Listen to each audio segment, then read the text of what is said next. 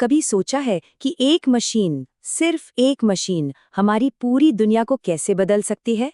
हम यहाँ बात कर रहे हैं प्रिंटिंग प्रेस की। सुनने में ये सिर्फ कागज पर स्याही लगाने की एक तकनीक लगती है ना? लेकिन असल में ये वो चिंगारी थी जिसने समाज, धर्म और राजनीति में एक ऐसी क्रांति ला दी जिसने दुनिया का नक्शा ही बदल दिया। तो सवाल यही है कि आखिर ये हुआ कैसे? इस सवाल का जवाब जानने के लिए हमें थोड़ा पीछे चलना होगा, एक ऐसी दुनिया में जहां छपाई जैसी कोई चीज थी ही नहीं। सोचिए, जहां हर एक किताब हाथ से लिखी जाती थी। तो चलिए उस सफर को देखते हैं, हाथ से लिखने की उस धीमी और महंगी दुनिया से लेकर उस एक क्रांतिकारी मशीन तक जिसने सब कुछ बदल दिया। छपाई से पहले की दुनिया कुछ ऐसी दिखती थी। हर किताब को हाथ से कॉपी करने में महीने, कभी-कभी तो साल लग जाते थे। ज्ञान या कहिए किताबें एक बहुत ही कीमती खजाने की तरह थीं, जो सिर्फ कुछ अमीर लोगों, मठों या राजमहलों तक ही सीमित थीं। आम इंसान की पहुंच से तो ये कोसों दूर थीं। लेकिन देखिए, प्रिंटिंग का जो आइडिया था ना, वो यूरोप में कोई रातों रात नहीं आया। इसकी जड़ें सदियों पुरानी थीं, चीन की वुड ब्लॉक प्रिंटिंग में।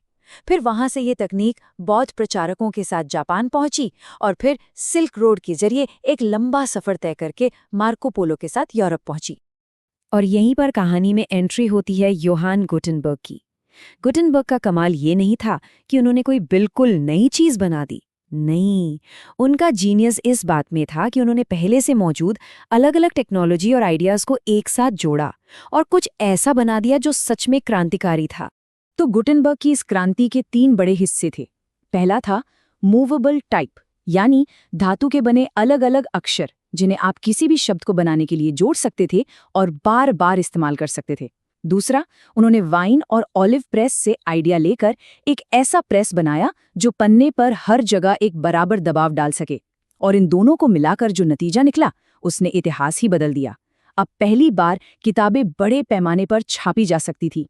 इस एक मशीन ने सिर्फ किताबें नहीं छापी, इसने असल में जानकारी का एक ऐसा सैलाब ला दिया जिसने समाज को जड़ से बदल कर रख दिया। असर इतना जबरदस्त और इतनी तेजी से हुआ कि आप सोच भी नहीं सकते। देखिए, 15वीं सदी में यूरोप में करीब 2 करोड़ किताबें थीं, और सिर्फ 100 साल बाद 16वीं सदी के अंत तक ये आंकड़ा 10 गुना बढ़कर 20 करोड़ हो गया। ये ज्ञान की एक बाढ़ की तरह था जो पूरे यूरोप में फैल गई। किताबें सस्ती हुईं और लोगों तक आसानी से पहुंचने लगीं। इससे समाज में एक बहुत बड़ा बदलाव आया।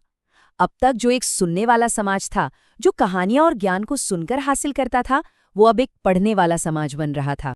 और ये बदलाव सिर्फ सुनने से पढ़ने तक का नहीं था, ये सोचने के तरीके का भी था।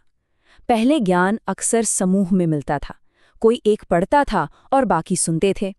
लेकिन अब कोई भी अकेले में शांति से एक किताब पढ़ सकता था, उस पर सोच सकता था। ज्ञान अब कुछ खास लोगों की जागीर नहीं रहा, वो आम लोगों तक पहुंच रहा था। और जाहिर है, जब जानकारी और नए विचार इतनी तेजी से फैलने लगे तो ये सिर्फ मनोरंजन का जरिया नहीं रहे। इन्होंने यूरोप में धर्म और सत्ता की सबसे मजबूत दीवारों को हिलाना शुरू कर दिया। लेकिन हर कोई इस बदलाव से खुश नहीं था। उस दौर के एक बहुत बड़े विद्वान इरास्मस को भी डर था। उन्हें लगा कि ये किताबों का जो सैलाब आया है, ये लोगों को बागी बना देगा, अधार्मिक बना देगा। उन्हें लगा कि इससे समाज में उथल-पुथल मच जाएगी। पर दूसरी तरफ थे मार्टिन लूथर जैसे सुधारक। उनके लिए तो प्रिंटिंग प्रेस ईश्वर का दिया हुआ सबसे बड़ा तोहफा था।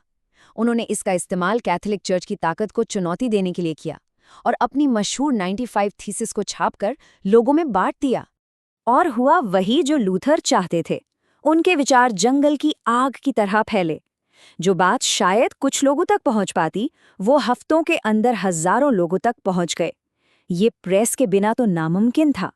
और इसी ने प्रोटेस्टेंट सुधार आंदोलन को जन्म दिया, जिसने ईसाई धर्म को हमेशा के लिए 2 हिस्सों में बांट दिया।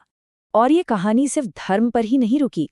करीब 1 सदी बाद प्रिंट ने राजनीति के लिए भी ठीक यही काम किया। वॉल्टेयर और रूसो जैसे विचारकों के आइडियाज सस्ती किताबों और पर्चों के जरिए आम लोगों तक पहुंचे, और इन्हीं विचारों ने फ्रांसीसी क्रांति की जमीन तैयार की। तो ये तो हुई यूरोप की कहानी। अब देखते हैं कि जब यही क्रांति भारत पहुंची तो इसने यहाँ क्या रूप लिया और इसका क्या असर हुआ। भारत में प्रिंटिंग प्रेस की शुरुआत 16वीं सदी में गोवा में पुर्तगाली मिशनरियों ने की। लेकिन बहुत जल्द ही ये तकनीक भारतीयों के हाथ लग गई और उन्होंने इसे धार्मिक और सामाजिक बहसों के लिए एक बहुत ही शक्तिशाली हथियार बना लिया। प्रिंट ने भारत में एक नया पब्लिक स्पेस बनाया, एक ऐसा मंच जहां सती प्रथा, मूर्ति पूजा और एकेश्वरवाद जैसे मुद्दों पर आम बोलचाल की भाषाओं में तीखी बहसें होने लगी। सुधारक और रूढ़िवादी दोनों अपने अपने अखबारों के जरिए अपनी बात रख रहे थे। इतना ही नहीं, रामचरितमानस जैसे धार्मिक ग्रंथ भी सस्ते दामों पर छपकर आम लोगों के घरों तक पहुंचने लगे। लेकिन देखिए, प्रेस ने सिर्फ विद्वानों और सुधारकों को ही आवाज नहीं दी, इसने समाज के उन तबकों को भी ताकत दी जिनकी आवाज अब तक दबी हुई थी। और जब ऐसा हुआ तो जाहिर है सत्ता ने इस पर लगाम कसने की कोशिश भी की। पहली बार महिलाएं न सिर्फ बड़ी संख्या में पाठक बनी बल्कि लेखिकाएं भी बनी। रश सुंदरी देवी, जिन्होंने घर में छिप छिप कर पढ़ना लिखना सीखा था, और पंडिता रमाबाई जैसी महिलाओं ने अपने अनुभवों के बारे में लिखा। इससे साहित्य में एक बिल्कुल नया नजरिया सामने आया। इसी तरह ज्योतिबा फूले ने गुलामगिरी लिखकर और B.R. अम्बेडकर ने अपने लेखों से जाति व्यवस्था पर जोरदार हमला किया। और तो और काशी बाबा जैसे मिल मजदूरों ने भी प्रिंट का इस्तेमाल करके दुनिया को ये बताया कि कैसे वर्ग और जाति का शोषण एक दूसरे से जुड़ा हुआ है। अब जब इतनी सारी नई और राष्ट्रवादी आवाजें उठने लगीं तो ब्रिटिश सरकार को खतरा महसूस हुआ। उन्हें लगा कि ये प्रिंट उनके राज के लिए खतरनाक हैं, और इसी के जवाब में वो 1878 में वर्नाक्यूलर प्रेस एक्ट जैसा सख्त कानून लाए ताकि गैर अंग्रेजी यानी देसी भाषाओं के प्रेस पर सेंसर लगाया जा सके। इस पूरी बात का सार महात्मा गांधी के इन शब्दों में है। 1922 में उन्होंने कहा था कि स्वराज की लड़ाई असल में अपनी बात कहने की आज़ादी, प्रेस की आज़ादी और एकजुट होने की आज़ादी की ही लड़ाई है। मतलब आज़ादी की लड़ाई और प्रेस की आज़ादी की लड़ाई एक दूसरे से जुड़ी हुई थी। तो एक हाथ से लिखी किताब से लेकर पूरी दुनिया को बदलने वाली इस मशीन तक, प्रिंट की कहानी हमें एक बहुत ही सीधी सी बात सिखाती है कि जब भी जानकारी को बांटने का तरीका बदलता है तो दुनिया बदल जाती है। आज इंटरनेट और सोशल मीडिया के इस दौर में शायद इतिहास खुद को दोहरा रहा है। सोचने वाली बात यह है कि आज की ये नई तकनीक हमारी दुनिया को किस दिशा में ले जा रही है।